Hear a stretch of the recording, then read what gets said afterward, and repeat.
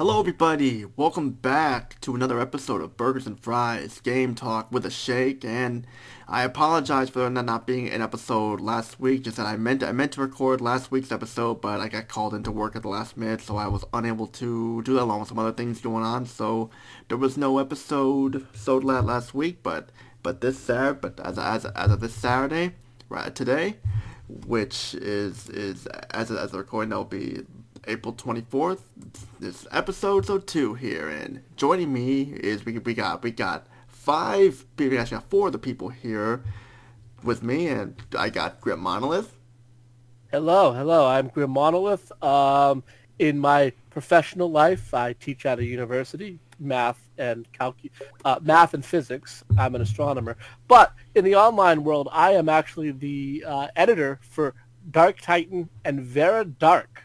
So the streamer Vera Dark, I help edit videos and do content ideas for her, and that is how I spend my online life. And we also have MF217. Hello everyone, I am also known by MightyFan217. That is my original username before I shortened it. Long story as to how I even got the name in the first place, but I'd honestly rather not get into that, to be honest. That's understandable. And we also have Link. Hello, I mainly just save princesses, fight pigmen, and smash pottery for a living. But, He's only taking a break because he hasn't found enough rupees. Okay, but in all seriousness... What about cutting down trees? I'm sorry to interrupt. What about cutting down trees? Oh yeah, absolutely that. I figured as much, good son. But, in all seriousness, I just kind of casually joke around with my friends. I'm just kind of a casual user of the internet. And I do a lot of TV tropes editing. And finally, we have Power Play. I'm a wrestling-loving unicorn. Hello, Power Play. It's nice to have you all here. For today's episode, we're going to be talking about something that irks all of us. We're going to talk about DLC, microtransactions, loot boxes, and the paid to win video games. And boy, oh boy, I can't believe those are still going on to this day. I mean, it seems like that even you think with the PS5 and the Xbox Series X coming out, or so you think that they would tone that down because obviously people are sick of them. But no, they know how to get people to waste all their money on stupid stuff and the games, that it's gonna keep going on and on. And oh, Tony, they're only going to get worse, my friend. They're only going to get worse. But I do just want to mention straight up that I do find there's a distinction between DLC and microtransactions loot boxes. I think that there is somewhat of a distinction, and we'll kind of get into that when we're talking. Yeah, there's that. Anyway, keep going on introducing the topic. Yeah, because like DLC, which like of course it's the least worst out of the four. It's the traditional form of extra content for games overall, basically. So yeah, it's been around forever. I mean, DLC in one form or another has the idea of it has existed for a very long time. You can go back to the 90s, right? I remember back in the 90s when Ultima 7 came out. I was a big fan of Ultima when I was younger. And games like Ultima, they come out with the base game, and then, for example, Ultima 7, and then they came out with the expansion, which was called Forge of Virtue. And this was back in like 1992. And you had to go out and buy, the expansion separate. But it was the early 90s, mid-90s version of DLC. So it's always kind of existed. I'll call them expansions. And that's kind of how I see DLC. Microtransactions are different and more a lot more predatory in a lot of the cases. But anyway, but that's the distinction between DLC and microtransactions that I see, is that DLC is like an expansion, where a microtransaction or a loot box are little tiny extras that they're trying to hook you into buying that are not really part of the game, or are not expanding the game universe in a way. So yeah, I mean, like, go ahead. But then there are the stuff in which it's basically a sort of prestige, basically, in which it's less so about it's just cosmetic, which is their defense for these sort of things, and it's actually the cosmetics that determines the player's worth and not their overall skills. So it's less so how competent you actually are, it's more how good you look overall in the game. Right. And Link, I think you were about to say something. Go ahead, sorry. Go ahead, Link, sorry. Huh? Oh, long story short, my experiences with microtransactions are brief, but they gave me all I needed to know. Mm-hmm. But what about you, Powerplay? I have extensive experience with games with microtransactions in them. Like, do you have any stories? You want to share it? Do you want to share it with the audience? Not really stories per se, but I have found games like the one that I'm playing right now that are... Let's just say that I'm going to be quoting zero punctuation a bit for this one. Okay. Good. Love zero punctuation. Oh, so do I. Yeah, but like I have an experience. I have a perfect example of a game with microtransactions and loot boxes. Perfect example. Dead or Alive Totally. Extreme 3. Go ahead. What? That one's terrible. I wanted to give even a kind of an older one. My like I said, my idea of what DLC is as an expansion goes back to my childhood in the 90s. But let me give you like my first story of like my first microtransaction, and this goes back to the mid 2000s, back to the PS3, Xbox 360 era, and it's actually Oblivion, right? Mm-hmm. So Oblivion, and I love RPGs because I had mentioned Ultima 7 as something I played when I was a kid, but Oblivion, I put so many hours into that game. But my first experience with actually spending money on a microtransaction. And I wasn't even a kid, right? I was in the middle of grad school when Oblivion came out, because that was, what, 06? But anyway, it was actually late 05 or early 06. 05? Okay. Yeah, around those dates, definitely. Remember the horse armor? Mm-hmm. And, like, I'd never heard of that before. Just going on and buying one item like that. I had already played World of Warcraft, but in World of Warcraft, we didn't really have microtransactions per se yet. We had to grind for all the items. You couldn't go on and just buy a particular piece of armor. You had to win it in a raid or in a quest. But literally, they were selling us horse armor in Oblivion, and I'd never heard of such a thing. And I went on and I bought it. I think I paid the $5. And I never could have imagined that we would get to the point that we're at right now, which is, I mean, think about it, like Fortnite, right? Fortnite doesn't have pay to win. Yes, it does. It does have pay to win. Okay, you can correct me on that. Definitely, you can tell me about that because I don't play Fortnite. It has a PvE mode called Save the World with the loot llamas, and that's where the pay-to-win comes from. Okay, that's where the Battle Royale stuff is all cosmetic stuff. Yeah, okay. You can't pay to win in that part. Right, understood. I didn't even know that about Fortnite. That is interesting. Makes me like it even less, man. Makes me like it even less. But I have about 20 wins in the Battle Royale mode. I can tell you all you need to know. Nice. So my mom has like 25. Nice. I don't do Fortnite. I have played plenty of Apex, plenty of Warzone, and the microtransactions in that are not pay to win, but they're cosmetic. But but in Fortnite, which appeals to a lot of kids, they use a concept called the fear of missing out. And I don't know if you guys. FOMO? Yeah, FOMO. So you're all familiar with that, right?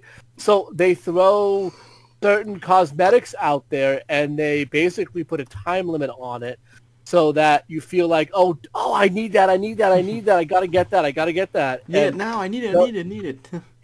So you go out and you end up spending all this money on these cosmetics, and it happens a ton in Fortnite, if I'm not mistaken, right? Mm-hmm. Like a lot of kids, especially kids that are playing Fortnite, they're running out there and they're running their parents' credit cards because of that fear of missing out, and I think it's predatory, right? I would love to hear how you guys feel about that, if you guys also think it's predatory.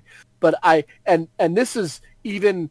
This is not even as bad as the 2K stuff, which I know Tony... yes, that's what I really wanted to talk about. Yeah, there. I know you want to get into that. No. If you want to talk predatory, you talk EA.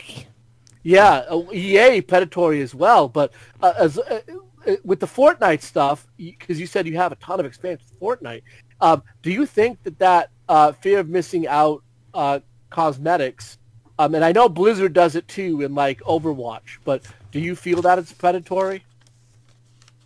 It's not predatory in Overwatch per se, because they technically give you a way to get the stuff that you want to look good for free. But for Fortnite, yeah, definitely. Okay. All right. Yeah, that's great to hear that Blizzard does that. Not that Blizzard doesn't do a lot of other bad stuff. I'm not going to give Blizzard that.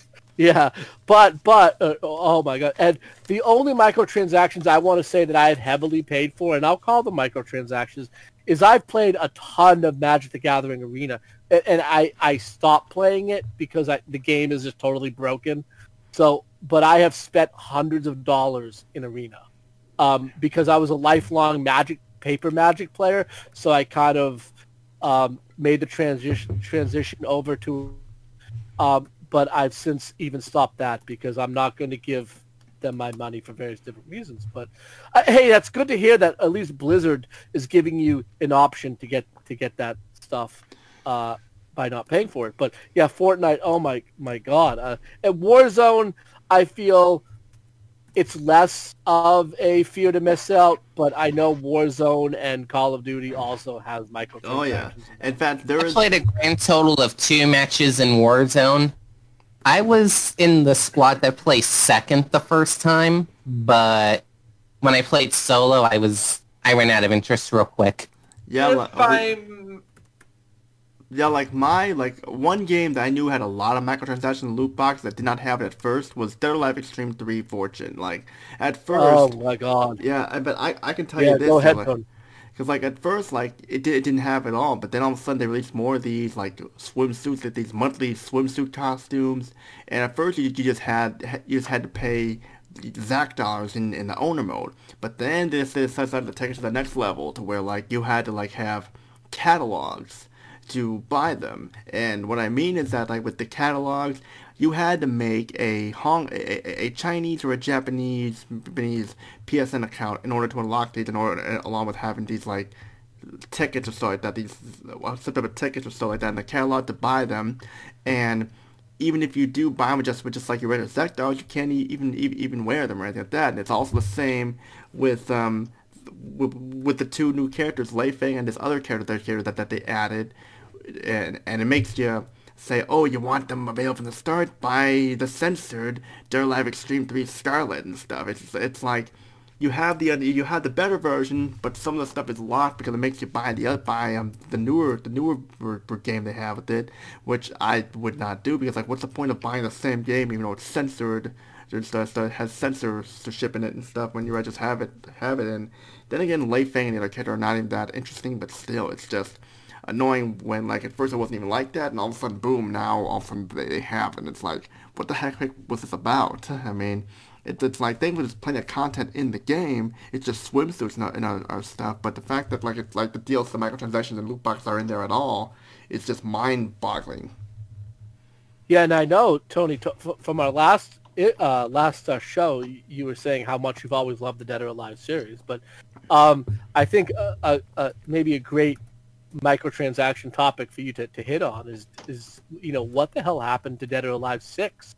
We know, just to put this out there, we know that Dead or Alive 6 kind of went in a different direction because they really wanted to go in the esport direction. So they toned down some sexiness, at least in the Western release, of characters, which was really annoying because we all love our waifus. So, you know, they want yes, we must have our jiggle physics. Exactly. We must have our jiggle physics. And that's something that the streamer that I work for, Vera Dark, you know, she loves her jiggle physics being in her games. And you take her jiggle physics out and she gets mad. Oh, yeah. I will never buy Dead or Alive 6. In fact, I actually saw Dead or Alive 6 at Second and Charles. You know how much it goes for these days? How much? $40. Wow. Remember the whole debacle at Evo, right? Dead or Alive, they put they had models showing off Dead or Alive 6 at Evo 2019, the last Evo, and they cut them out of Evo, you know? And that was with Dead or Alive even before the censorship thing. Yeah, that was even before the censorship thing. So basically, it shows you the direction that Dead or Alive basically went in. They tried to pander. They tried to pander toward kind of I'll call them Twitter Puritans or people who want to tone down games, and it didn't even work because it wasn't the correct audience. And making the game more esport friendly and less arcade friendly didn't work for them either because it wasn't their target audience. You know, the fighting game community just, I mean, it wasn't what they were looking for out of Dead or Alive 6. I mean, what's your take on Dead or Alive 6, Tony? Because I know you're upset about that game. I never got it. In fact, a part of me wanted to get it just so I could review it, but no point in wasting money on it because, like, it's just, I just couldn't believe it and stuff. I mean, like, I know Dead or Alive 2 Hardcore, Dead or Alive 3, and Dead or Alive 4 did not have any bikini costume like that, but it still kept, like, the jiggle physics and all that stuff there. But with Dead or Alive 6, like, you take that out, it's like taking blood out of Mortal Kombat, or taking out combos in Tekken, or taking out the weapons of Soul Calibur or so. I mean, it's like you have nothing much left there. And I guess there is one cool thing where, like, it shows how Marie Rose met, what's the name, Hanukkah, who were extra characters in Dead or Alive 5 Last Realm, but they weren't in the story mode at all. But the fact is that, like, they got like characters who are locked in the game under the DLC, Rachel and Momiji and some new characters there, which is, I think, is stupid. And even though they did release some swimsuit costumes for the girls and everything like that, it was a little too late because the damage was already done. I mean, I also heard that, like, the guy who was working on Dead or Alive 5 and Dead or Alive 6 and stuff, he left Team Ninja, so I'm almost 100% sure that Dead or Alive Live is dead, even though there is rumors of a Ninja Gaiden 4 coming out for, like, the next gen, for like the PS5, and I actually take it back, for the Xbox Series X only, and they're making a remastered version of Ninja Gaiden Sigma, Ninja Gaiden Sigma 2, Ninja Gaiden 3 Razor's Edge for PS4 and Xbox One and stuff. But the fact that Ninja Gaiden 4, which is rumored to be happening, is only going to be on the Xbox consoles, just shows what's going on with Tecmo. It's kind of like what happened with Namco, with like what they did with Ridge Racer 6 and Ace Combat 6, Fires of Liberation, Deception, whatever it's called, whatever you call it. Ace Combat 6 Fires of Liberation is like that there. So I just don't have any hope for Dead or Alive getting any better. I mean, like, it's just, yeah, I wish they would release Dead or Alive 3 and 4 and the first two Extreme games on the PS4, but I doubt that's even going to happen because Microsoft owns the rights to them, because Tobunobu Ikagi basically put them on there exclusively because he liked the power of the Xbox. So yeah. There is, exactly. I agree. I don't think we're ever going to see them on any new systems. Maybe, I mean, I think there's a little more complication to the IP rights to those games than just that Microsoft owns them. Microsoft owns the publishing rights, but they don't own the IPs themselves. Yeah. But they own the publishing rights to them, which, creates a hugely complicated situation, as all of these IP and copyright battles do, right? I don't know if any of you know the old anime Robotech and Macross. I've heard of them, yeah. Yeah, they were basically two animes that were the same anime, but they were slightly changed and had different dialogue. And there's been an IP copyright battle for them for 40 years, and it only just got settled.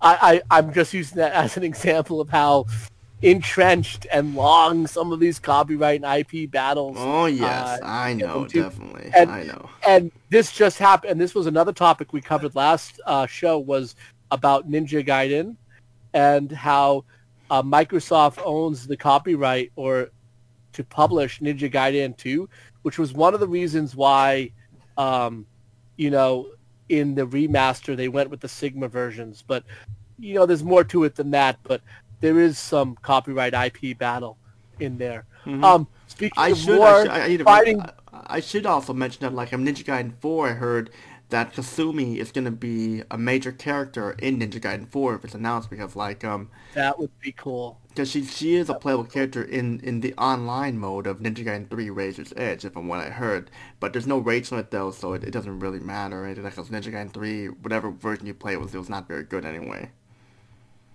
Now, on the topic of fighting games, and I'm sure you know a little about this, or maybe some of you guys do. What are there's microtransactions, not loot boxes, I don't think. Microtransactions. About that. In Mortal Kombat 11, right? I never played it because, like, it just that the reboot Mortal Kombat games were fun because I preferred the originals more, but, what were you saying, Power Play?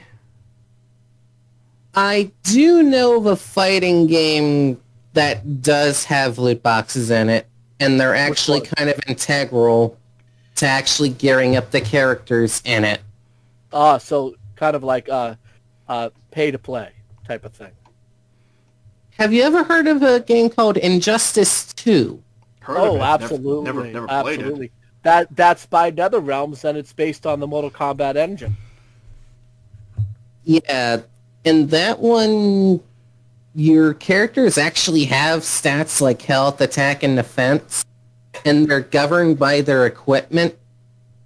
And the way that you get the equipment mainly is from these mother boxes, which are essentially loot boxes. Oh dear Lord! That kind of just a little you context. can earn them, and that's how I've gotten my stuff, and that's how I've gotten my Harley Quinn all decked out and shit. But Injustice I will never pay for any of that.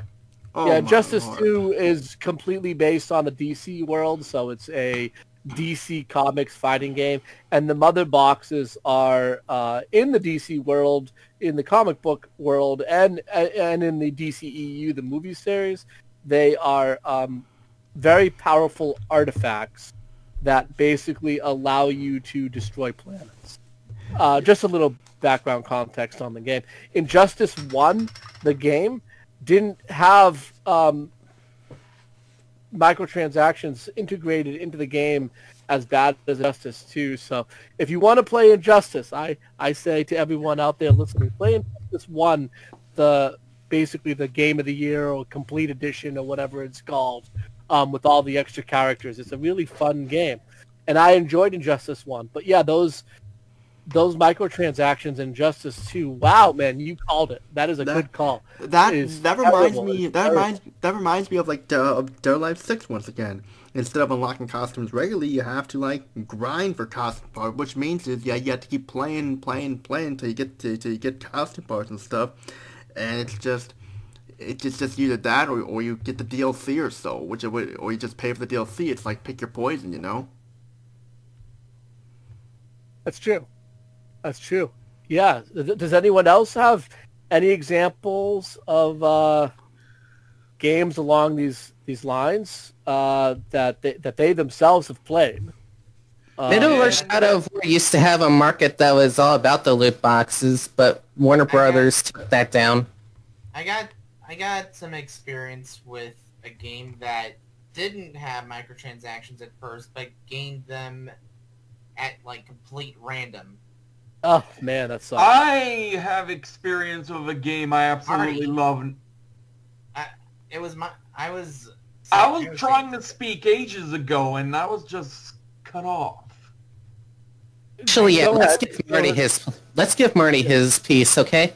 All right. Like, I was trying to bring up the fact Mabinogi is a game I love intensely, that actually started off a whole lot worse in terms of the monetization than what it currently is right now. What was the progression? What did it start off as, and then how did it end up? Well, for one, the actual storyline chapters and all that were locked behind a subscription, basically, and most of the other vital features of the game were locked behind microtransactions, among other things. Then, when I joined the game during the Pioneers of Aria updates, they nixed the subscription, and eventually over the years, over 13 years at this point, they just celebrated the 13th anniversary a few weeks ago or so, and basically it's gotten significantly less pay to win over time, to the point, really, there's not really all that much I can really say in terms of what actually is pay to win in this game anymore. That's true, yeah. Because, like, That's too bad. Go ahead. I was going to say that's too bad, because it sounds like you really enjoyed that series, and you know, those microtransactions basically killed it for you. That's not what I mean. It actually got better over the years. Oh, it got better? It started bad. It started bad. I'm surprised you didn't pick up on that. What I was saying is that it got off to an awful start, but got better and toned it down as the game went on. But the microtransactions made it more expensive. Nah. So, okay. So in the old days, yes, but nowadays, nah. So my feeling is, what you're saying in this case is actually these add-ons, these microtransactions actually helped the game out a lot. And that's great. I'm glad to hear in that case that it made the experience better for you. So I guess it shows that these microtransactions, like, these add-ons don't always hurt. Most of the things that are in the cash shop and all that are basically cosmetic-based, gachapon things and a few other things. Sometimes they'll directly have a certain outfit attire on sale as its own little thing, as a quick little purchase. Like what I'm wearing right now, as you can see on my stream. But it's not really game-breaking in any way, considering it basically has the base stats of very low-level gear from what would basically be what the outfit is more or less designed to look like and all. Like, if there's an outfit similar to it in the actual game that's already a thing in the game, it's going to have stats more akin to that as opposed to a game-breaker and all that, you know? Yeah, definitely. Like, most of the actual game-breaking stuff, you actually have to work to earn, as opposed to having to pay for it and all that. So, there are flat-out some stuff I can say are not even remotely attached to the cash shop in that regard. Such as this little weapon here, for instance, the Bryonic. So that was a weapon that you earned, and not you got from the cash shop. There is no way to get the Bryonic in the cash shop. Absolutely none. Like, you can dye it to be different colors if you want, but there is no way to get the weapon itself in the cash shop. Absolutely none. Understood. Because that is a main story reward that basically is exactly how it's been when it was originally released. Right. I get it. Yeah.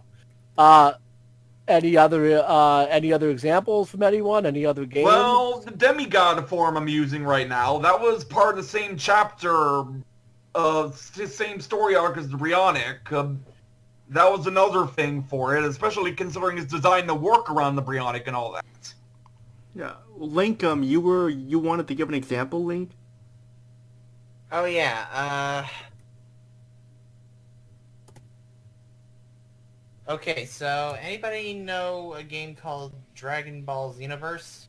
Yes. Yeah, I played it, didn't like it. Never really played it, unfortunately. Played 1 and 2. The one I want to talk about is Xenoverse 2.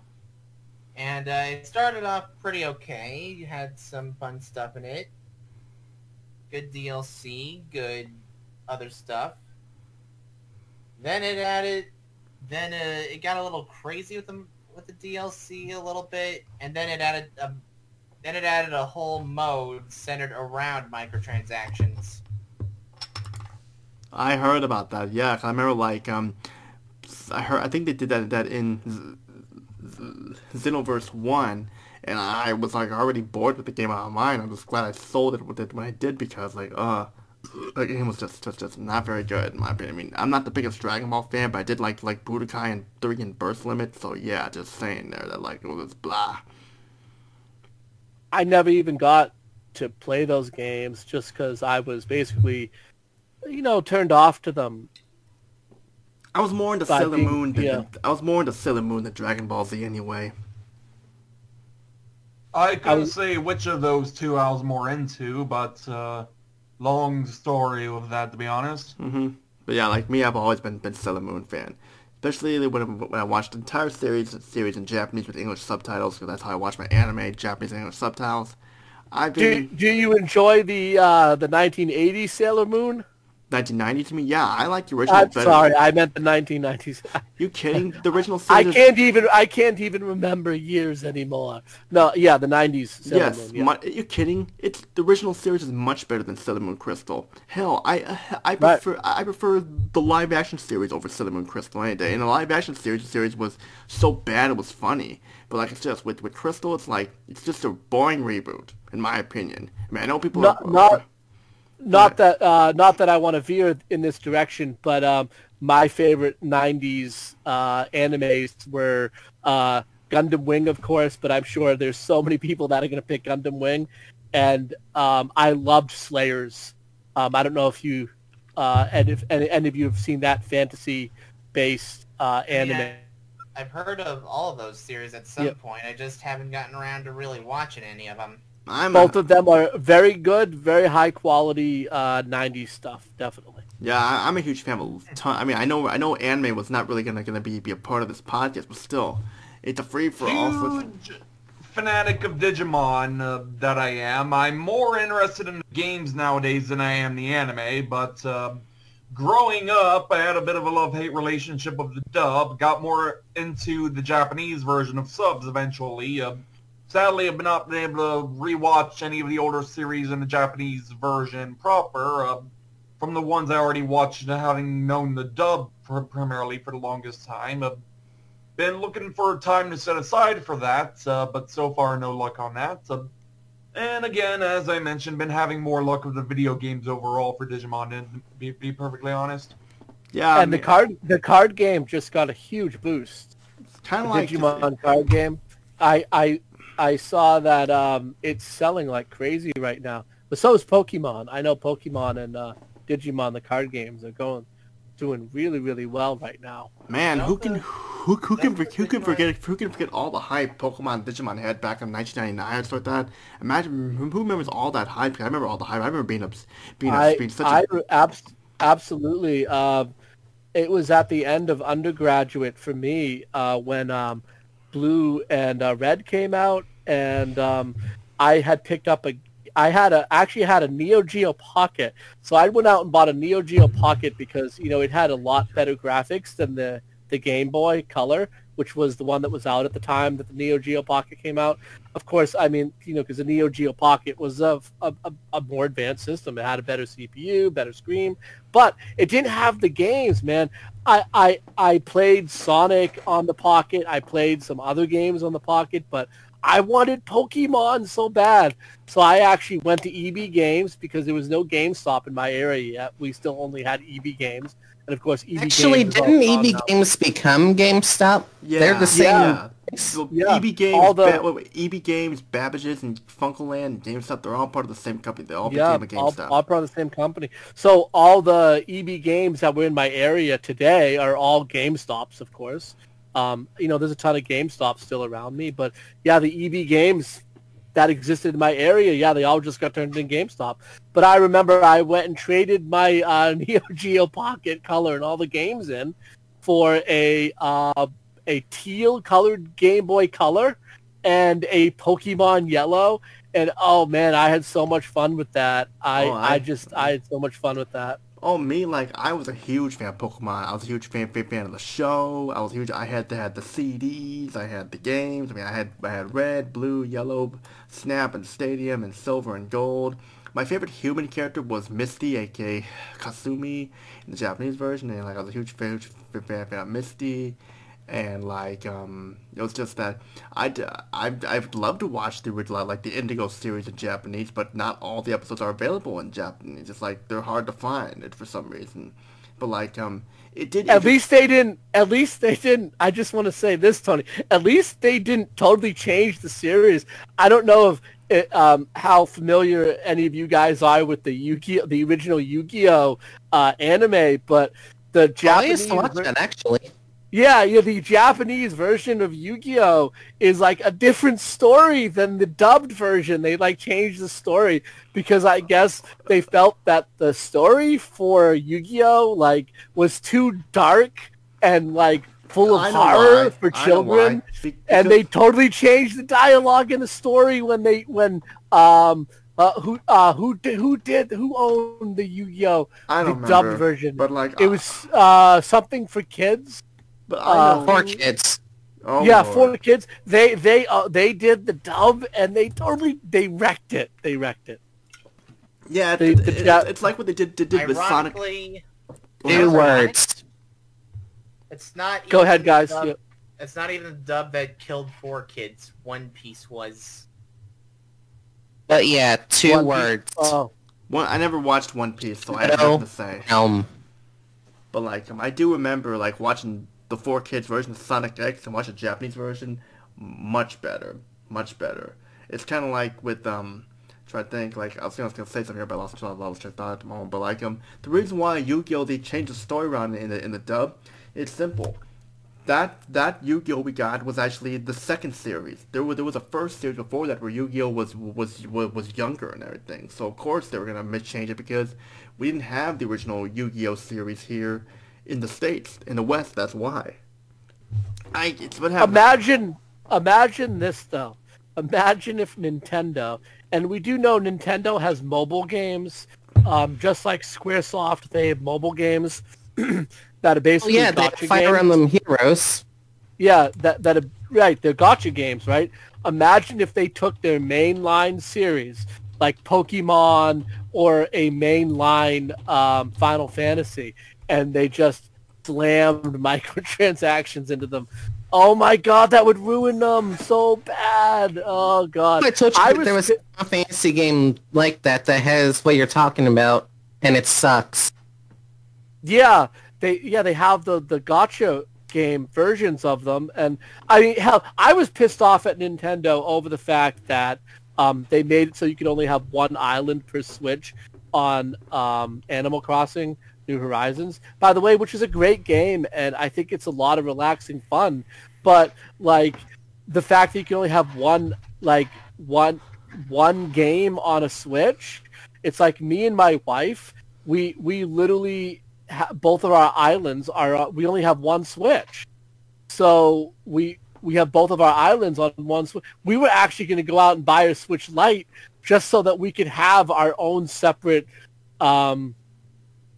Animal Crossing games, and we didn't end up doing it, but I wonder how many people were actually forced to go out, like families were forced to go out and buy multiple Switches just to be able to have separate Animal Crossing games. I think that was a dirty trick, but be it what it may, I mean, Animal Crossing was a great game, and I give Nintendo credit for that game, but it's like, come on, let different accounts on the Switch have a separate game, and they didn't do it. Oh my god, it's like a facepalm. It's like, Nintendo, what are you thinking? But Nintendo, I mean, they are a company that, they make mobile games that have gacha elements in it, so I mean, what do you expect? But imagine if they made a gacha Pokemon game. And I don't mean Pokemon Go. I'm saying like a mainline Pokemon series. Pokemon Master ZX. Yeah. Oh. Do I even want to know about that? I actually haven't played it.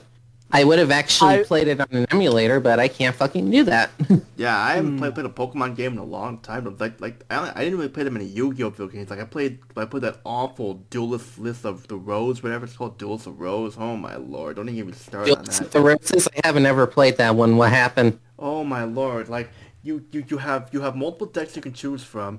Your card, you have weak cards in there, so you have to do a bunch of stuff in order to get your deck up to like be powerful. There's no voice acting in the game. It's all text, and like it basically like takes place way before Yu-Gi-Oh starts. You got like a ancestor named Yuki and stuff like that. They're all like the same name, but they're just like ancestors and stuff. And it's like it's the only cool thing about the game is like the 3D fights of that you play in, that you see with like the monsters from the cards and stuff. But still, it's nothing really special there. It's just it's like you have like points that if you lose all your points, boom, it's 0 for you. But like it's just it's not much fun at all. In fact, like it's nothing like the real regular card duel. It's something totally different that took place in the past in the Yu-Gi-Oh franchise. So just not even worth it. I mean, this is one of the times I will agree with GameSpot on. Like this is when GameSpot and IGN were good, and I do agree with them that the game sucked. That the game sucks because I was never a fan of any of the Yu-Gi-Oh games. Like even the Game Boy Advance one, the PS1 games, was never a fan of any of them. I tried getting into them, but then this is when my brother was big into Yu-Gi-Oh. Because I don't know what got him into Yu-Gi-Oh, but like I remember when I told him I had the first episode on a VHS tape, he started recording the episodes and wanted to get the games and everything. So he was into Yu-Gi-Oh for about like a year, but then like when the movie came out, he just lost interest. And I guess that's when Yu-Gi-Oh started to fade away after the movie came out. But just I don't even know you can even find Duels of Roses anymore. But still. If it's expensive these days, which I don't know what it is, but I wouldn't recommend playing it. If you want to get your ass beat every time when you play a match, go ahead, be my guest. I burnt myself out on the digital card games. Like I said, I was a lifelong fan of Magic the Gathering, as far as the paper game went, and then I played a ton of Arena when it came out, and I played a ton of Hearthstone when it came out, and I don't know. I just got kind of burnt out on having to, buy digital card sets that I didn't even own, like just about any digital game, right? Because we buy digital games, we don't really own them anyway. Like yeah. I've got over 200 games on GOG.com, and I got tons of games on Steam, and I'm always afraid if I do or say anything wrong, they can ban my account. I can lose all those games, and it's the same with the digital card games. I'm just burnt out on digital card games. So yeah, the thing is like the thing is that with the cards, I never played the card games. I just like to collect them, and I'm sure a lot of people like to collect more like collecting the cards and playing the games. Like sure, unless you got into those Pokemon trading card tournaments so like that, or you play the game or you play that trading card championship game on the Game Boy Color. But still, I just totally agree. Yeah, totally agree. Yeah, like some of them it was hard to get them because they were retiring or so. Like the Mew card was retiring, the Mewtwo card was retiring, all that stuff, and like they had I remember anybody remember that bookstore called Borders? You remember Borders? Oh, absolutely. I bought a ton of books there, and they're long out of business now, right? Yeah. The only bookstore that's really left around is Barnes and Noble, and then you got to order everything off online. But we had a Borders right near where I live. Yeah, I'm bringing this up for a reason here because, I remember, this was back in the year 2000 when around the time the Pokemon movie Mewtwo Strikes Back was out or so, was out for a while. They had, free Mew cards you can get at, Borders. It wasn't the shiny ones or anything like that, but it was just a regular one. But you were able to get free Mew cards and stuff, and so I remember, my mom got one for me and my brother, and it was pretty cool. It said right on the top of this top, in the front, free Mew cards, and I first didn't believe it. Yeah, right, free Mew cards. This is just a marketing ploy to get people to trick people into buying it, but it was actually true that there were free Mew cards that you can get, and I was like, whoa, this is cool. And I remember we got one, and it was just wow, this is interesting. Even though it wasn't the shiny one like the Mewtwo one, but still, it doesn't need to be. You still had the card, and all you cared about was, you mainly cared about collecting the cards all together and stuff. And I remember always wanting to find a Clefairy one, but could never find a Clefairy one. Even though I did, we just didn't have enough. We just didn't buy it for some reason. So yeah, but I mean, we don't really have any of our Pokemon stuff. We threw out pretty much all our action figures, our CDs, all that stuff, because we were getting too old for Pokemon. I didn't want them in my house anymore. I mean... man, Tony, you can never get too old for Pokemon. I'm an old man, and I still love Pokemon. Well, I mean, like, the figures and all that stuff is what I mean. Hey, yeah, I mean, 6 generations.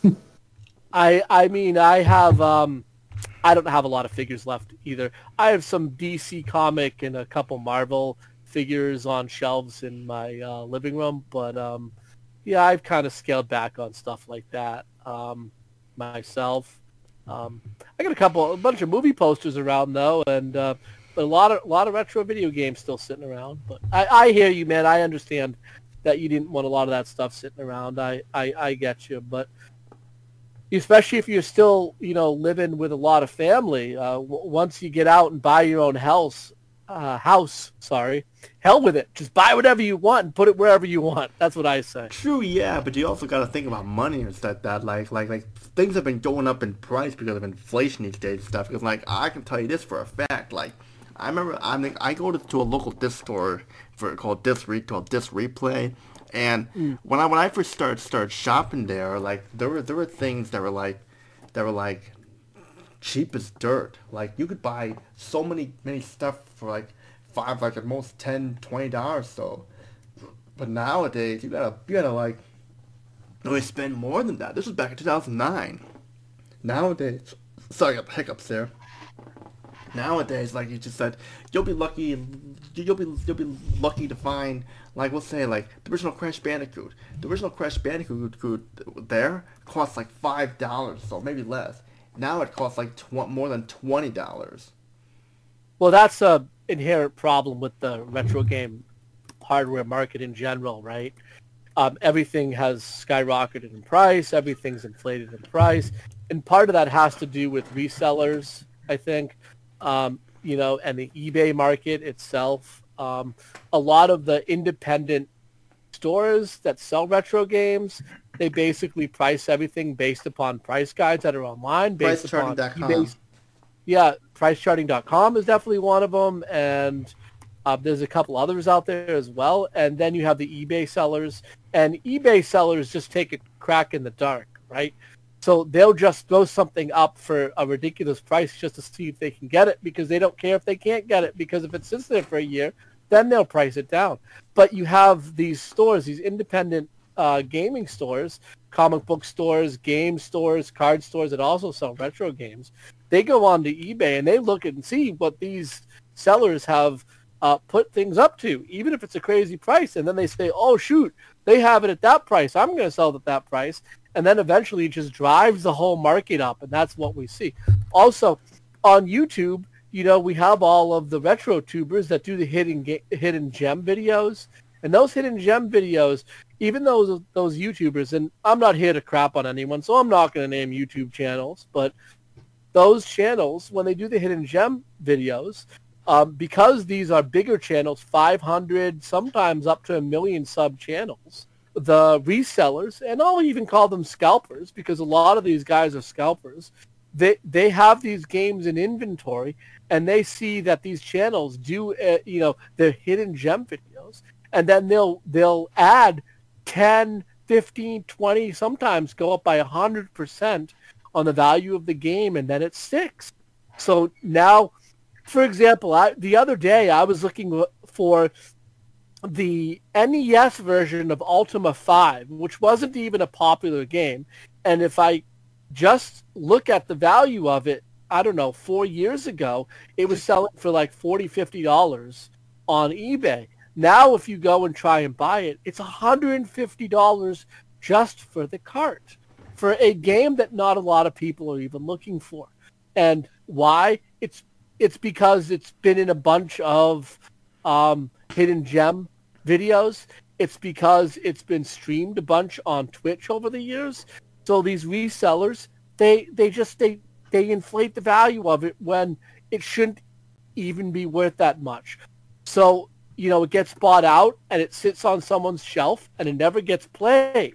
And then it just rots away and then eventually doesn't work. So someone literally ends up with a $150 piece of plastic that you can't even get to work, that you end up having to go and play on an emulator anyway because the thing is rotted away.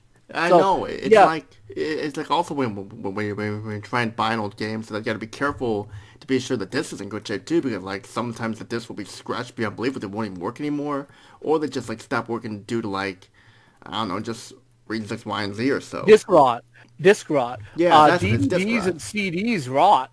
The metal will actually oxidize. That's holding the information, and the lasers can't read the discs anymore. So, and there's nothing you can do about that. You can't treat disc rot.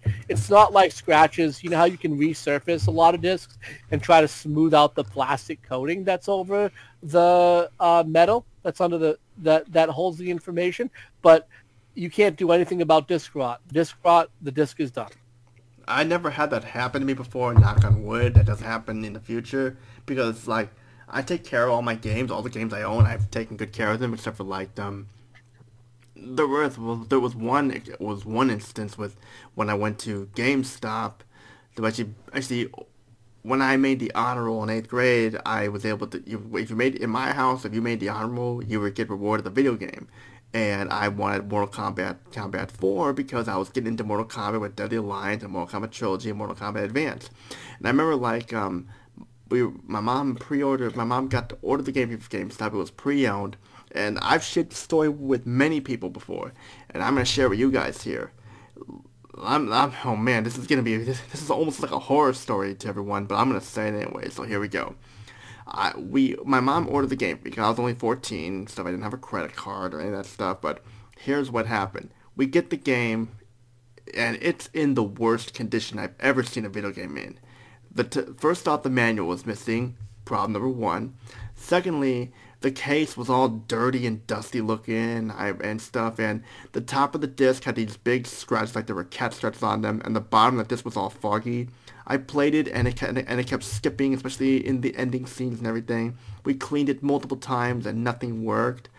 And then, like, it just I even recorded it on a VHS because my plan was to show GameStop what happened with the game here and how could they even sell this thing on their online store. But then, like, I thought of the idea, like, maybe we can go check in the store itself to see if they have a better copy. And lo and behold, they had a better copy with the manual and everything worked so much better on it and stuff. And it was just like, wow, how pathetic to like you can actually find a better copy of the game in store than seeing it like online and stuff. You know what I mean? Because like it's just that I would never take care of a game like that. I would never treat a game like that. Whoever treated absolutely. You know what it comes down to is they shouldn't have actually taken the game in on trade. They should have had they should everyone have check the we did, yeah, we did. Yep. Everyone I'm sorry. Back to what I was saying. The employees should at least never the game like that in. You know what I mean? Yeah. They shouldn't have. They should be, and I know they don't take scratch games like that anymore, but they definitely did for a long time. Oh yes, they did. I can't even stand that GameStop does the generic case games. I don't think that they should take a game in that doesn't have a case. Let me give you a quick story that happened to me the other day. I actually went online and I bought Resident Evil Biohazard 7 Gold, a used copy, and did in-store pickup.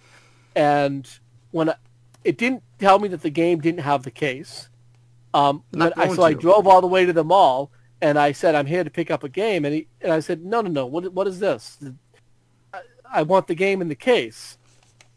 And he's like, "Oh no, we don't have any of them in the case." I'm like, "Why would you? Why? I thought you guys stopped taking games that didn't have cases." Oh, they still do. They still do it. And he's like, "Oh, I don't know about that." I'm like, "Well, your website didn't say it didn't have the case. I drove all the way here." He's like, "I don't know what to tell you, man." I'm like, I just said, I think that's pretty crappy. you should have a different SKU so that when I pre-order it online, so that it tells me this is game without case. And he's like, and then he snarkily looks at me and said, "Oh, I'll tell the higher ups, dude, okay?" I said, I wanted to say to him, well, how about I tell you, district manager, you're talking to me like that? And I'm not going to do that. I don't want to jeopardize anyone's job. I'm not that douchebag, so I'm not going to call anyone and report it. I just said, look, you wasted my time. Return the game. I don't want it. There should have been a different SKU that told me it didn't have the case. Look, if I want the game without the case and the artwork and stuff, I'll just buy it digitally. I could have got it because I have Game Pass. I could have bought it on Microsoft Game Pass, the gold edition of Resident Evil Biohazard. I could have got it for $15.99. Yeah, and like the thing is like with me, and had the digital edition. And if I didn't want the case, that's what I would have done. I only bought it from GameStop used because I wanted the case, but it didn't tell me it didn't have the case. So he returned it, and I left. Yeah, because I remember there were 2 GameStops in my area that I wouldn't go to because remember when they had those yellow stickers on them? Yes. Well, I remember 2 GameStop stores, one in the mall and one like near where I would get a haircut at. They put the stickers on the actual cardboard art, and every time I tried to peel it off, it would ruin it. So I quit going to those GameStops for a while until they got rid of those spine stickers. And I just whenever I get a game or so, I always be sure that it's got the manual and the box art. I dare not get a game that doesn't have the manual. I mean, I am super picky with my games. Even if the manual is missing pages too, I am super picky at that because I don't like my games having anything missing from them and stuff. I don't like it. I never have and I never will. And I just can't stand when games when GameStops are like that, especially when they unwrap the games like that but put them in the envelopes, which was a problem for Xbox 360 owners because their DVD-ROMs. For PS3 owners it wasn't that bad because they're Blu-rays and they're hard to scratch, but still. And I would stop doing that there. I mean, like, it's that GameStop is not as bad as it, to me, in my opinion, GameStop is nowhere near as bad as it used to be, but it's just like, I can see. Well, that's if you can find anything in GameStop now. I don't know if you've gone to any GameStop. It's harder to find PS3 games now. They have no inventory, period. The amount of on-hand inventory that GameStop keeps now is so low. They don't have anything in stock anymore. And it's because they've pulled everything out of the stores for the next-gen consoles? For the next-gen consoles and for their website, because they want to try and focus on being like an online store now. So the amount of even used stuff that's on hand is so low. And if you want to get new games that are not super AAA big hitters, you have to pre-order it. I know. Ys 9. Look, you know how many copies of Ys 9 the GameStop next to me got? One. And do you know why they even got one? One person pre-ordered it? I pre-ordered it. Look, I walked in when I went in to pick it up. I said, "Hey, I'm here to pick up Ys 9." And the clerks that were working at the store nervously looked at each other and they said, yeah, unless you're the guy that pre-ordered it, we didn't get any copies, man. I'm really sorry. And I looked at him and I said, I am the guy that pre-ordered it. And he goes, oh, okay. I'm like, I knew you guys weren't going to get any. I mean, I know how your company functions now, so I pre-ordered it. And yeah, I was the guy that got the one Ys 9 from my GameStop, and that's just how it rolls. Yeah. But hey, back to kind of like the main topic. Hey, Link, have you played any freemium games? Have you had any experiences with freemium games? Let's see. Redescribe freemium for me. So freemium is when the game is free to play, but it's literally just chocked full of microtransactions. Like, to do anything, you have to spend money. You don't have to spend money to play the game. It's free to play, For example, League of Maidens is a freemium game. All right, I don't know if this is a bit of an embarrassing one, but the back when I was a huge MLP fan, there was this Game Lock game based on the franchise, and that was kind of freemium. And not to embarrass anyone, hold on. I just want to, for those who don't know, MLP is My Little Pony. For all those out there that don't realize. Right. I know. Yeah. Keep going. Sorry about that, Link. I did not mean to interrupt you. Go ahead. But yeah, long story short, there was this game, and it came out around the time they cease and desisted Fighting is Magic. That was a fan-made fighting game that series creator Lauren Faust gave her blessing to. And Hasbro ceased and desisted it because they were working on their own game, and it turned out to be this. Oh my lord. That sucks that that happened. But yeah, let's just say Hasbro ruins a lot of things. Yeah, well, I can back that because hell, who owns Magic the Gathering? Not me. I never really got into that stuff. I mean, but I'm just saying Hasbro owns Magic the Gathering, so. It's sad that Hasbro did one of my most highly anticipated games in 1998, Glover. It's sad that they created one of my highly anticipated games in the 90s. And did they release it, or did they not release it? What ended up happening? No, they released it, but it wasn't the best game ever. But still, it's just surprised that Hasbro was doing that. I should that they created Glover. That's what I mean. So back then in 99, 98, Hasbro had a division, a digital division called Infogrames. I don't know if you ever heard of them. Yeah, the Infogrames. They created Alone in the Dark. Yeah, they were the division of Hasbro that basically did all their digital games. I remember another big game from them. They did like a new version of Frogger that was terrible. Frogger, he's back. Yeah, exactly. Well, compared to the Frogger, go ahead. Go ahead. Sorry, I was going to say the reason why I mentioned them is because I actually worked there for a little while. I was a network tech when I was in undergrad as a part-time job for Hasbro Interactive over in Massachusetts, because Hasbro is a New England-based company. Their headquarters is in Rhode Island, and they had offices all over Massachusetts. And I worked over in the testing facility that was in one of them outside of Boston. But they're a terrible company. They ruin Magic the Gathering. They ruin everything they touch.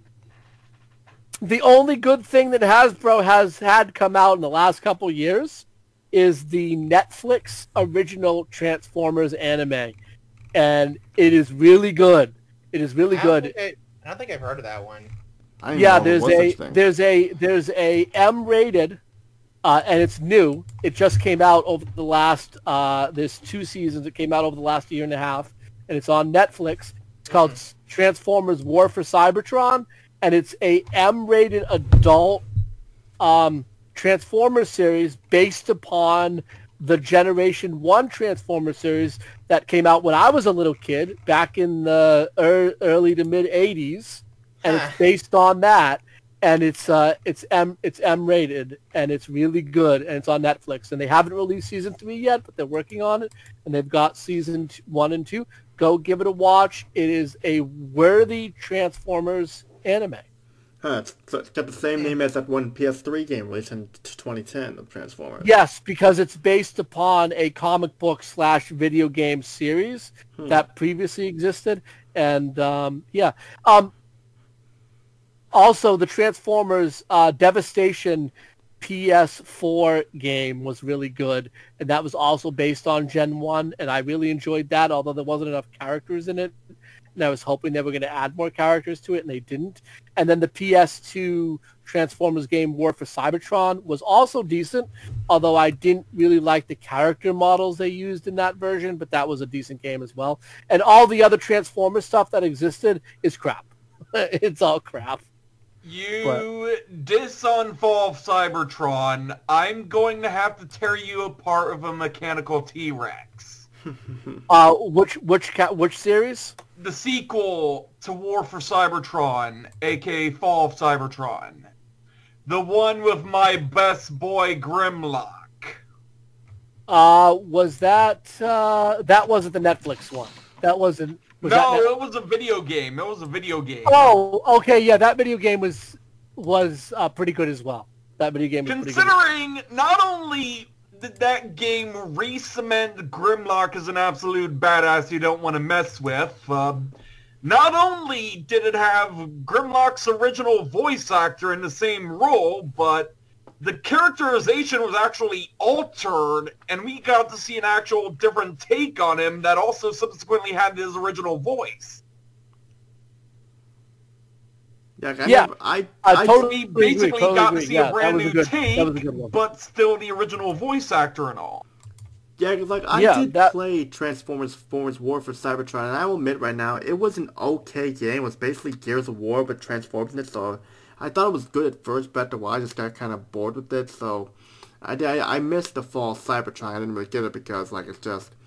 I guess I'll always prefer the PS2 Transformers game. It's called Transformers on PS2, that's the best Transformers game in my opinion. The moment you get the Grimlock's chapter in Fall of Cybertron, literally every other segment of the game kind of feels like an afterthought compared to this one.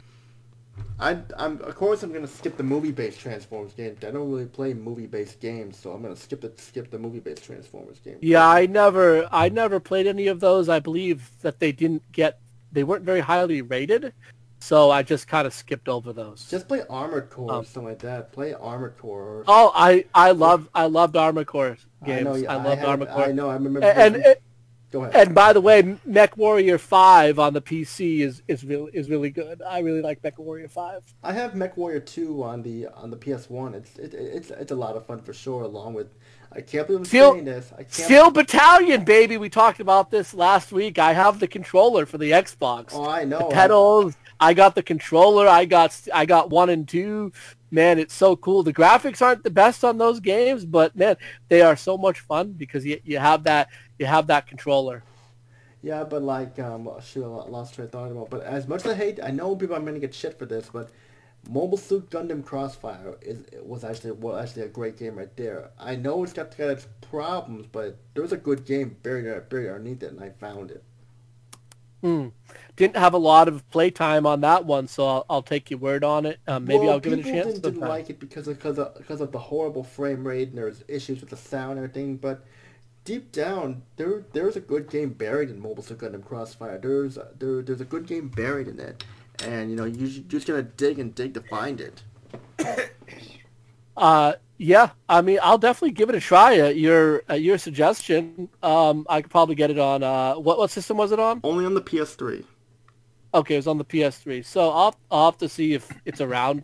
I bet you it's not worth that much on eBay, but I'll give it a look and give it a try. I know, Tony, you wanted to mention microtransactions that exist in EA and 2K games. I did, yeah. Why don't you head into that topic and tell us the anger that is driven in you, the hatred that 2K and EA has created with their microtransaction systems. Oh my lord, where do I begin? Well, of course, with the 2K games, the 2K Sports, they had this pay to win system, and they had this pay to win fucking system in there to where there was you're basically spending money to get all the features unlocked. NBA 2K20, WWF 2K20 or so that was like that. It was just, oh my lord, it was just everywhere. And in fact, critics were giving it high scores because 2K couldn't take criticism that their game was not that their games were shit. So they pretty much paid reviewers to give them high scores, and one website didn't give them a high score. They were not happy about it. But this is where around the time I quit playing sport games. I mean, I still play Virtual Tennis 3 and stuff like that because that's an arcade sport game. I play NBA Jam and WrestleMania the arcade game and WCW games. Those are not mainstream But like, yeah, I don't really play those games like Madden or any of that stuff. I mean, of course, like with EA, the shit what they did with Star Wars Battlefront and stuff. Oh my lord! I mean, like, oh my, yeah, that was crazy, huh? The Battlefront stuff. Oh my god. Yeah, I will admit this now, Monolith. I did own Star Wars Battlefront 2015. I got it on Christmas. I got it for a Christmas gift, and I could not believe that there was not much content at all. Like lacking the content and everything. You know what I did after I saw everything in the game? I went back. What? I went back and I played Star Wars Battlefront 2 2005, which had tons more content in it. I couldn't believe it. I mean, this was the best they could do for a new Battlefront game. I mean, Battlefront 2 is not that much better. I mean, sure, like it fixed out most of the issues, but like I couldn't believe it. I mean, I have Star Wars Jedi Fallen Order mainly because that was not mainly made by EA, so I gave it a chance. But still, like, couldn't believe all those Star Wars games and all that stuff, and freaking Need for Speed, all those things, how the Microtransactions, Lootboxes, and all that stuff, just it keeps going, because they know how to milk their consumers, their customers out of money. And you know, they do? I mean, go ahead. Have you seen? God, I don't even remember a number off the top of my head. I should have looked this up, but I know that EA, I think the large amount of the money that they make is off of microtransactions. It's true, yes. And like just that, I don't even want to buy a game by EA anymore. I dare not get a game by them. I mean, Jedi Fallen Order was different because it wasn't really developed by EA. It was just they just published it, but still. What is the I don't know if you know this. What is the state of the EA Star Wars Disney licensing agreement? Isn't someone else also working on Star Wars games now? Isn't someone else coming out with a Star Wars game? From what I believe, yes, because like I heard that like they're trying to get EA away from the Star Wars games. They're preventing from butchering them even more. Because I did try out Star Wars Squadrons at a friend's house, like Star Wars Squadrons. It's nowhere near as good as Rogue Squadron. I mean, like it's just I'll never forget like how playing Star Wars Rogue Leader, how one of the best Star Wars games ever made. I mean, it would have been nice if we would have got that on the PS4 instead of like the Star Wars Squadrons game. Sure, like there's talk where you can make Star Wars Rogue Squadron in that game called Dreams, the PS4, maybe people made Little Big Planet, but still, it's not. It just couldn't believe it. I mean, I would love for the days to go back to the days when LucasArts owned the rights, playing games like Star Wars Rogue Squadron, Rogue Leader, Rogue Squadron 2, and even though I didn't like Rogue Squadron 3, Rebel Strike, and... We all know LucasArts is just a subsidy, a arm, a tool of the evil Disney Corporation who ruins all of their franchises. But I do want to mention that there is a deal between Lucasfilms and Massive Entertainment to make a open-world Star Wars video game that is non-EA. So that's where the agreement. As long as they release it on the PS4, I don't own a PS5, and I probably won't be in one for a while. If they release it on the PS5, I'm there. I'm there, dude. I am there. Unfortunately, it doesn't look like this game will be coming out anytime soon because that announcement was only in January. So I don't know if this game would make the PS4 generation. It looks like it's headed towards the PS5 Series X generation, unfortunately. But yeah, it looks like Star Wars has gone non-exclusive to EA, and that doesn't mean we're not going to see more EA Star Wars games. I think we are, but we're going to see Star Wars games from other devs now, including Massive Entertainment. So that's good at least. What I want is for them to release Star Wars on the Rogue Squadron and the Rogue Leader instead of Rebel Strike on the PS4, because if they could do the Jedi Knight games, Jedi Outcast and Jedi Knight, Jedi Academy, they could do the Rogue Squadron. They did do a remaster of those, didn't they? Because I remember playing Jedi Academy on the Switch. I believe I had it on. I'm talking about Rogue Squadron. The GameCube games? Well, Rogue Squadron was on the N64 and the PC. But Rogue Leader and Rebel Strike were exclusive to GameCube. Right. Okay. Exactly. Okay. Those are the ones I'm thinking of. Right. And of course, it would be nice if they released the PC version of Shadows of the Empire as well, because we get the crappy N64 version didn't have any of the cutscenes or anything like that, and it was butchered badly. So yeah. Yeah, I know that they have Shadows of the Empire. I do own that on my GOG account, but I haven't loaded it up and played it. It's definitely. I'm looking now. It's on my GOG account. I have it. Yeah, you can get a lot of these old Star Wars games on GOG and Steam. Like Knights of the Old Republic 1 and 2, and Battle. There are tons of people in the Star Wars universe who want KOTOR and KOTOR 2 on the PS4 and Xbox One as digital, but to be taken from me, I don't think it's going to happen anytime soon, because those are big games. Those are really big games. It just seems impossible to have them digital only.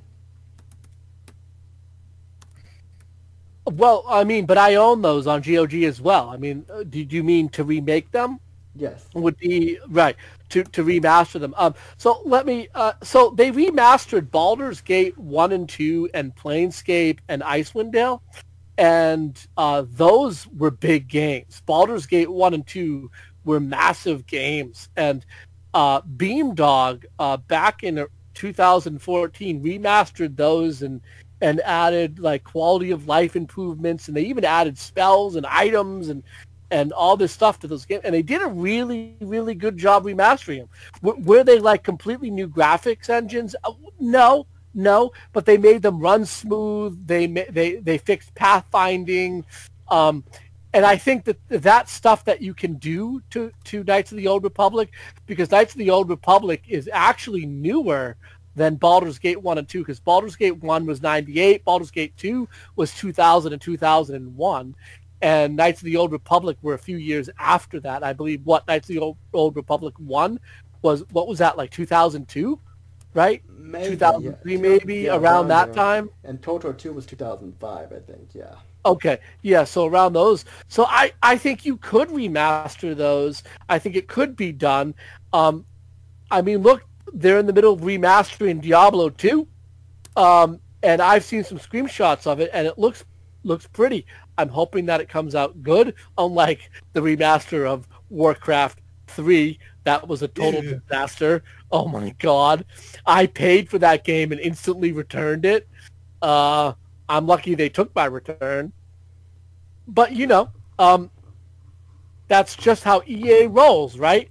What other games from 2K and EA besides the sports games have had a lot of microtransaction hell problems, I'll call them? The hell of the microtransactions companies. Well, I did mention WWE 2K20. Yeah, I was going to ask about the wrestling games. Now, the wrestling games, how have those been? Sorry, I can't speak today. I quit playing. How have those been for microtransactions? Have those been terrible as well? That's what I heard. Yeah, it's like I heard it's been terrible. I mean, I haven't played a WWE game since 2009, because at the time I was getting fed up with it, because WWE versus Raw, or SmackDown versus Raw 2009 was when I was starting to lose interest in that. I mean, I was just done, because I was just done with those type of games. I wasn't going to like spend money on shit like that. I want to spend money on like good games like that. I mean, what is the point of I mean, who would obviously want to spend money on playing every year the same sport game over and over and over? I mean, who would do that? I mean, didn't EA even come out and admit that from year to year they don't even change the engines? They just tweak a few things, add microtransactions, change rosters, and then they release the games. Did they admit to the fact that that's what they're doing? I believe there was a huge. I mean, and when that came out, everyone was like, "We all knew that. We knew you were doing that." I mean, that's not like new news. We knew you were. Of course they're gonna do that, because it's an easy way for stupid people to spend money on the same year every year. And I will admit, I was one of those people when I was a teenager. But after playing Madden 09 and all those like 2K9 and all stuff, I told myself, I don't want to waste money on sport games anymore. I'd rather buy good games that are the same over and over again. And yet the sad thing is, like, I will admit, I did want to play the Sony NBA games, NBA 7, NBA 8, NBA 9, but I know those were garbage, so I didn't want to do that. But like, when you look at like games like NBA Jam, WrestleMania, the arcade game, and Virtual Tennis and all that stuff, those are different because, and don't forget Swing Away They're Golf. arcade games. Yes, those are arcade games. Yeah, and like, of course, like the Outlaw games, like the Outlaw Golf, the Outlaw Tennis, and Outlaw Volleyball and stuff, which I'll admit I didn't really care for those games because like it's just that they were just trying to way too hard to be hokey and they were not that much fun. But like it's just that, and of course even the original Top Spin is actually not that bad because and Top Spin 3, yeah, here and there I guess you could say, but still like there were games that like just Top Spin 3 was not like they didn't release Top Spin games every single year, so that's an exception. So, would you call me old if I tell you the last Madden I played was actually Madden 07, and I think Donovan McNabb was on the cover of it? I think that's how long ago I played Madden. Actually, I think and Donovan the last McNabb wrestling game... Go ahead. And the last wrestling game I actually played and enjoyed, because I've dabbled in a couple wrestling games since, but I haven't enjoyed them, was WCW versus NWO on the N64. Yeah, I had WCW versus NWO World Tour. I have WCW versus NWO Thunder and WCW, I think, Nitro it's called, on like the PS1. I have those. I reviewed them, so check them out if you can. But like, it just, sport games like these days are a shadow of what they once were. And I know I just want to say I almost bought, but didn't, almost bought the special edition of Madden that had Tom Brady on the cover. I think, what was that, 2 years ago? Mm-hmm. When he was still on the Patriots. I almost bought it, but I was like, I can't do it. I can't spend money on an EA game. I can't do it. No, I can't. Don't blame it. In fact, this whole thing has started when Madden 06 came on the Xbox 360. Remember when that was on the Xbox 360, to where like yes, it didn't have all the features and the trailer had much better graphics than it did with the actual game. You couldn't challenge play. The franchise mode was like shallow and all that stuff. Was just, there was like not much to the game there, and like it's just, I remember like thinking how cool the graphics look in the trailer, but then when you get the actual game, it's like, you see the reviews, it's like, and even my cousin told me that like it doesn't have all the features, and I was like, I should have known that because they rushed the 360 out to. Have you played any of these games? These 2K games, these EA games? Have you had a chance to play any of these, or are these games that you've totally stayed away from, Link? I did play them in the past. Yeah, I did. Oh, yes. I'm sorry, Tony. I was tasking Link. Yeah. Sorry. Go ahead. I only played like one basketball game when I was like really young, and that was before microtransactions were even a thing. And I never really got into it, so I was never really into sports games at all. So you saved yourself a long time ago, which is cool. I mean, yeah, I totally get that. Sport games are kind of very repetitive, as we've been babbling on about, right? They're just very repetitive games, and I'm glad you didn't get into them. I mean, some of the arcade ones are fun for sure, but what about racing games? What about you guys? How do you guys feel about racing games? The only racing game I've ever really gotten into is Mario Kart. Mario Kart, right? I liked I liked the remaster of Burnout Paradise. Basically, any sports game involving Mario is a lot more interesting than actual sports games.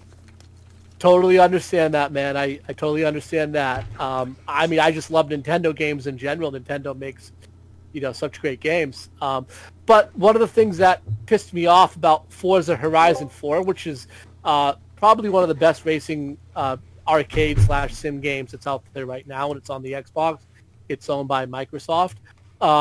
Is the fact that you got to buy cars and you got to buy car packs, and I hate that. And I went back and played the remaster of Burnout Paradise, which I believe actually is an EA game, by the way. But I loved that game, and I love the fact that all the cars are in the game, and I don't have to worry about, going online and spending money and buying car packs. I hate that. I don't mind DLC. I don't mind if, Microsoft would put out a pack where it's like, a whole new area of the map where you can race. And with that, we're adding 25 new cars and possible engine upgrades. That would be cool. I'd pay $50.99 for that, but constantly putting out $5 car packs, $5 car packs, $5 car packs, and then the DLC, it kills it for me. I don't want to play the game anymore, and that's why I went and played Burnout Paradise Remastered, because the entire game was there. All the cars were there. The entire world was there. And it's a decent, awesome racing game. Arcadey racing game. It's not really a simulator because, it's a Burnout game, so there's a lot of crashes and wrecking cars and stuff like that in it. But I think that's cool. I like that. I'm not looking to simulate a car.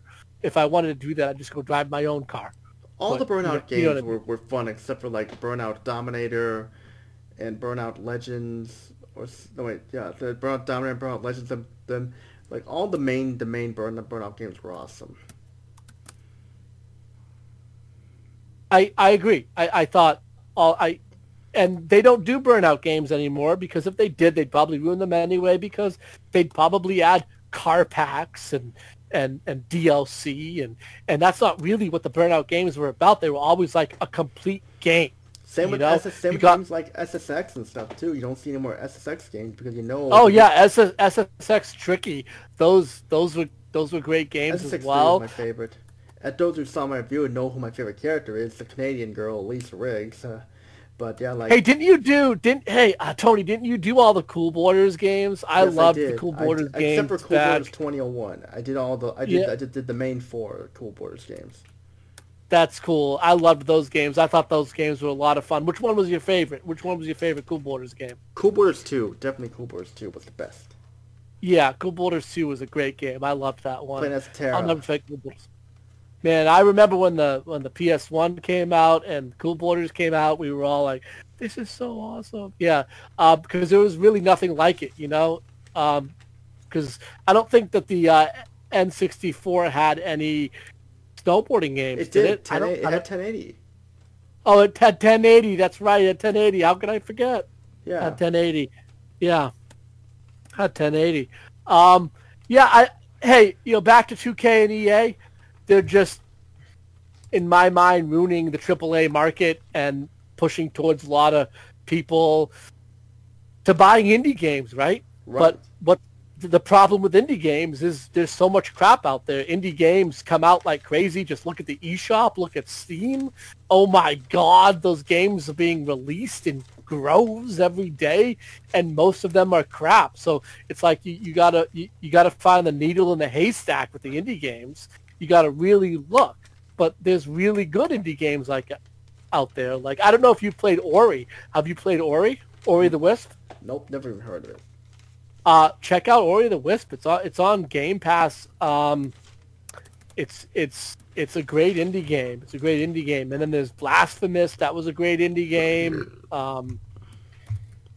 There's a lot of good indie games out there, and that's what people are being driven to, because do you know what indie games don't have? They don't have loot boxes. They don't have microtransactions. Exactly. Detroit Become Human is one of them. It has everything on the desk. Yeah. Oh, hey, have either of you, Tony and Link, have either of you played the mobile game Elder Scrolls Blades? I don't play mobile I don't really do Elder Scrolls. Oblivion was only... I did play Morrowind and Oblivion, but Morrowind was so boring it really put me to sleep, but Oblivion wasn't that bad, and I don't touch Skyrim because Skyrim does not look as interesting as Oblivion. Well, Skyrim with mods can be quite a different game, and I think honestly Skyrim with mods is still one of the best RPGs that's out there, because there's just so much content for it. It's crazy the amount of content that's out there for Skyrim now because of the mod community. But Blades was a microtransaction. Hell, it was another freemium game. Basically, you didn't pay to play, but to get any items, you had to pay for these loot box chests. And they were just, oh my God. just go back and read articles about Blades and the loot box disaster. And, there's always people that defend freemium games. And I don't understand. They'll always say, like, oh, well, but you can grind and get all the items. Sure. But to grind and get items in freemium games takes such an obscene amount of time that it's impossible. I remember looking at the math. To grind and get most of the items in Mortal Kombat 11, just Mortal Kombat 11, right, was like 4,000 hours or something like that. It would take you to get all the microtransaction items that they were saying that, oh, you can get all these for free as well. But to get them, you literally have to play the game for 4,000 hours.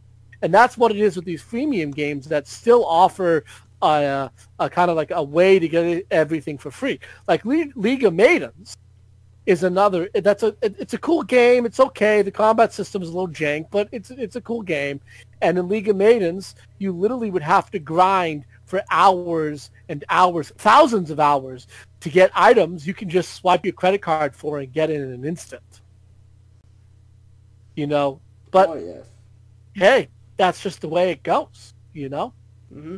I don't know. Can you think of any other impending microtransaction doom? Either of you, Link, Tony, that's on the top. Go ahead. No, I was just asking if you can think of any other like microtransaction hellish game out there. Probably between the two of you. Actually, the original Hyperdimension Neptunia kind of suffered that fate because you spent like the game itself was $60 and you would be spending more money on DLC than anything. I know probably. How many DLC packs did they have for the game? Do you really want to know? Like yes, like pretty much over $100 worth of DLC you'd be spending if you wanted to get every single DLC out there. So 100 different things to download. What was the total cost? I have no idea. I don't even remember. I only downloaded the ones that like I think mattered, like with extra characters and and more powerful weapons and stuff. That's pretty much all that really mattered in my opinion. I didn't download every single DLC because I knew it'd be a waste of money, and like I just stayed away from it. I just stayed away from all the from every single one. I mean, I only downloaded the ones that mattered to me the most. Was like the more powerful weapons to beat some of the harder stages. So I can't really think of any sort of other DLC hell stories that I have, but I don't know. Why don't we close out with just simply saying, what is your favorite franchise? We don't have to go in depth because we can cover this on another episode, but let's close out with that, Tony. What do you think?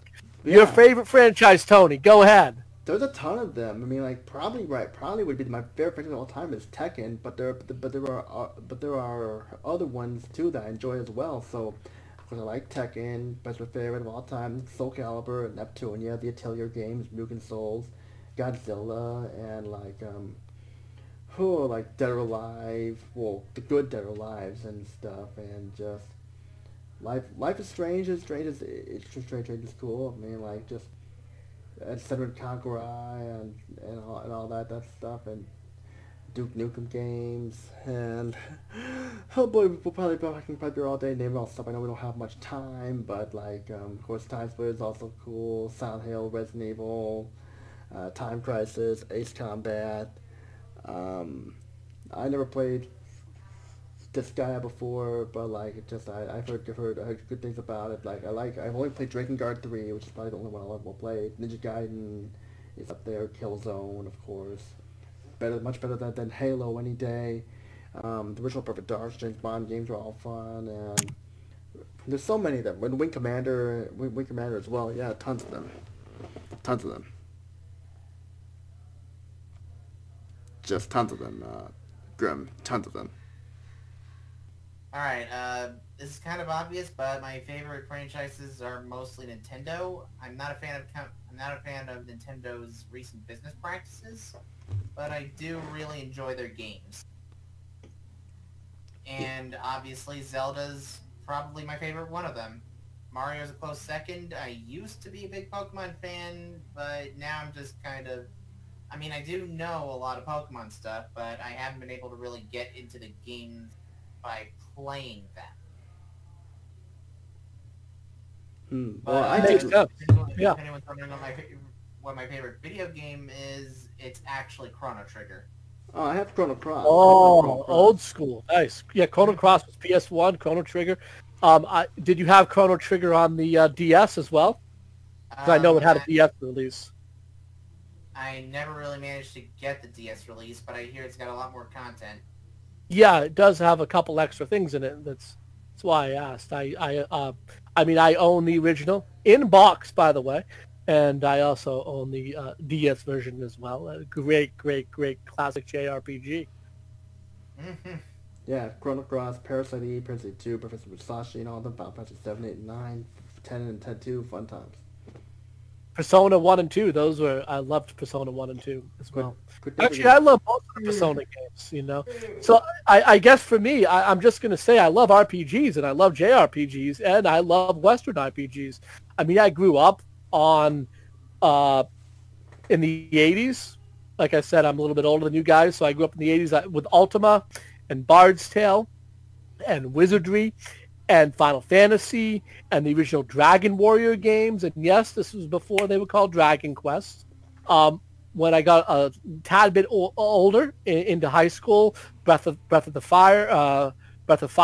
I loved those games. I loved all the EX games on the SNES.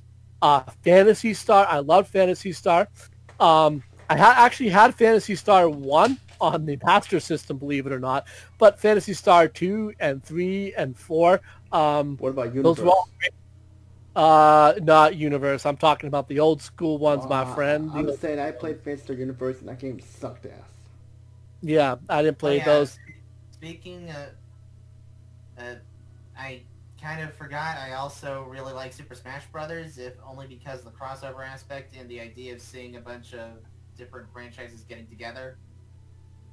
And, like, seeing what can gain more of an audience just from their inclusion in Smash Brothers, you know? Yeah, Melee was my favorite Smash Bros. Game. That was the game that got Fire Emblem in the West, basically. Yeah, Martin Roy, yeah. And with that, mentioning Fire Emblem, I also love tactical games. So back when I was a kid, back in the 80s, I had a TurboGrafx 16. I had a lot of stuff, by the way. I had an Apple II, a Commodore 64, a Master System. I had Ataris. My dad used to buy me freaking every new tech gadget. I got to be able to speak here. Tech gadget that came out. I had so many different systems, but I had a TurboGrafx 16, and we had this game called Military Madness, and it was a tactical turn-based, advanced war type game. It was Advanced War before Advanced War came out. And I'm not saying Advanced War is based on it, but it's definitely predates Advanced War because it came out from Hudson Soft NEC back in, I think, 88 was when it came out. But I love tactical turn-based games. I loved Advanced War. I love Fire Emblem. I really enjoyed Fire Emblem on the DS. I'm sorry, the 3DS. I really enjoyed that one. And I loved Three Houses on the Switch. I thought that was a great game. Disgaea, you had mentioned. I love the Disgaea games. I think that they're really cool. With the fan service that's in Disgaea and kind of like the anime nature of it, I really enjoyed Disgaea as well. So tactical-based games are something I really enjoyed. But this really, they kind of like bleeds into the fact that I'm an old school RPG player because remember, all the old RPGs, all the old school RPGs, either Western or JRPG, were all turn-based. So it kind of makes sense that there is kind of this overlap between the RPG and the tactical games. And hell, most tactical games are RPGs anyway, because look at Fire Emblem. That's a tactical RPG. Look at Final Fantasy Tactics. That's a tactical RPG. And I also loved Final Fantasy Tactics Advanced. I thought that was a great game as well. Plus Final Fantasy Tactics, that was on the PS1. That was a great game. And those are my favorite types of games. As far as current kind of stuff that I love, I love Ys. I love the new Ys games. I loved the last Dragon Quest game. Tales. I love the Tales games. Tales of Berseria was a great game. I'm still waiting to hear more about the new Tales. I love to play Tales of Berseria. I'm trying to find that game, the one with the female character. I forget her name at the moment, but yeah. I have it on PS4. You can't get it off eBay. It should be on eBay. I'd rather get it. I don't trust eBay at the moment, so I'll just I'd rather buy it at my GameStop. Oh, you're never going to get that game out of GameStop. GameStop is going to be very difficult to get. There was a GameStop that has it. So, good luck. Thank you. So, as I was saying, I got into a lot of franchises via Super Smash Brothers. Like, before that, all I was familiar with was Mario, Pokemon, and Kirby. Then after I played Melee, I was becoming more familiar with Zelda, Metroid, Mother, and then Brawl came out and made Kid Icarus popular again, enough to get Uprising. And I think it made Pikmin a bit more popular. And I was familiar with Sonic already, but Smash Brothers was the first time I ever really heard of Metal Gear, I think. Yeah, Smash Brothers introduced me to Metal Gear. Nice. Yep. And then I remember Metal Gear on the NES, and then Metal Gear Solid on PS1. Great games. Yes, better than Twin Snakes. And then the assist trophies, and later on in the next game, Mii costumes started introducing more and more franchises. I think. Like, I didn't know what Tower of Druaga was until the Gil costume came in Smash 4. That's a Namco game. Yeah. That's cool. So Smash has really been a big influence in kind of like your gaming life, which is great. I'm glad. Yeah, you know what's interesting is one of the things I didn't mention, and that is back some years ago, I used to own with my dad comic book gaming stores, and we had two of them up in Upper New England, and we did Yu-Gi-Oh, Magic the Gathering. We sold a lot of comic books and stuff like that, and my dad had since passed away, and I had to go back to work at the university, so I unfortunately we sold out of them when my father had passed away. But I had kind of gotten into it because of my love for American comic books, and we also sold a lot of manga too. Man, I still have boxes of manga in my basement here.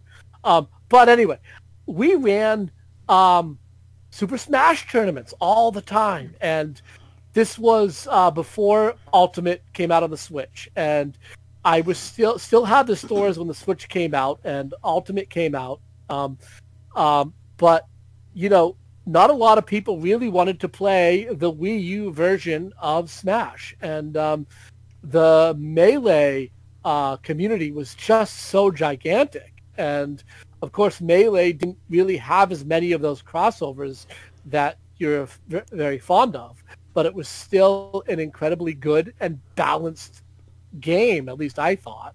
Yeah, but definitely the most popular out of the bunch, I'd probably say.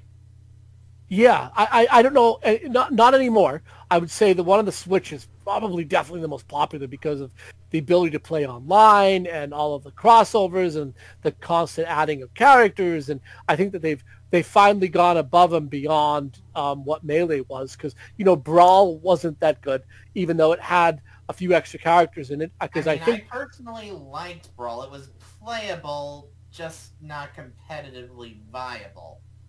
Yeah, because it wasn't as balanced, right? Would you agree with that? It wasn't as balanced It was as definitely Melee. more tailored to a casual audience than a hardcore audience, so... Yeah. And then the Then Wii U... Yeah, the Wii U just kind of came and went. Yeah, it just came and went. And we ran a couple tournaments using the Wii U version before the Switch came out. But, you know, Ultimate Also, came out on the Switch. I'm just going to say it. Bayonetta killed Smash 4's competitive scene. Like, really? You think so? Bayonetta 2 when that came out? No, not Bayonetta. Not Bayonetta the series. I mean, when Bayonetta was added to Smash, she was so broken that she killed Smash that she killed Smash Wii U's competitive scene. Ah, okay. I understand I understand. But that is interesting. Yeah. Now you look at Ultimate's roster, and not only do you have Nintendo characters, but you got Sonic, Metal Gear, Mega Man, Pac-Man. You got Street Fighter. Well, Sonic was in Brawl, wasn't he? Yeah, I know. Yeah, I was talking about all of them in general. Yeah. Yeah, so now, right, Fighter, Final Fantasy, Castlevania. It's got Dragon Quest, it's got Persona, got Banjo-Kazooie, Fatal Fury, Minecraft recently.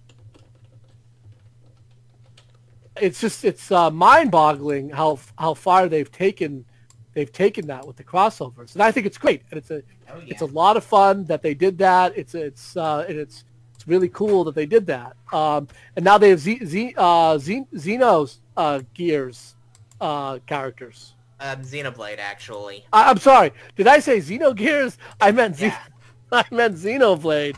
Oh man, there's I apologize. Look, there are so many Xeno games in my head that I get them confused. But Xenoblade, which I did play on the Switch. Xeno. But yeah, number 2. Xenoblade was already represented with Shulk, but now it's represented even more with Pyra and Mithra. Yeah, with Pyra and Mithra. And oh, by the way, Nintendo, if any of you are listening to this, redo Xenoblade X, please. The Wii U Xenoblade, please redo that game. I loved that game. Yeah, I don't. Well, I haven't gotten into the last Nintendo console I played was the GameCube, the best console, Nintendo console out there, definitely. It's good, but I don't know. The Switch just has so much for it that's just unbelievable. The amount of stuff. It had Metroid Prime, it had 10 Avalanche, Wave-Based Blue Storm, the original Luigi's Mansion, and like. Well, we should see a lot of those games ported over, right? They're working on the Metroid games to get them over on the Switch. That should be like as far as I know, unless something's changed. I had heard that they were working on getting the Metroid games over on the Switch. That should be a discussion for the next episode, like the game. Absolutely, absolutely. But anyway, I agree. I hear you about Smash. It's a great platform to bring to give people exposure to maybe characters that they might be interested in that will get them into playing a new franchise. And I think that is a great way to look at Smash. And I haven't really thought of it that way, but that is a great link. That is a great way to look at Smash. It is, yeah. Also, since we're still on the subject of favorite franchises and Marty's not in the room, I guess I'll just mention his favorite franchise is Digimon, obviously. And yeah, nothing wrong with that. Yeah, because of course, him being a big Digimon fan, I expected that to be one of his top ones along with the Godzilla games. Yeah, that's the one he tends to talk about a lot. And yeah, well, at least we got Godzilla Unleashed and Save the Earth and all of them. And funny thing actually, I was actually kind of watching the first season of Digimon with some friends, and then the stuff with Marty started, and I ended up, and that happened while we were doing our casual Digimon watchings. So it's that's kind of weird how that all came together, you know? Mm-hmm. Weird in a good way, I guess. Yeah, of course, definitely in a good way. Yeah, definitely.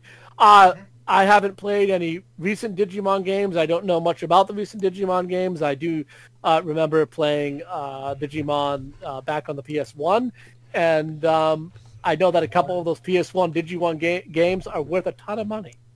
That's true. Ton of money. I like about the Pokemon games as well.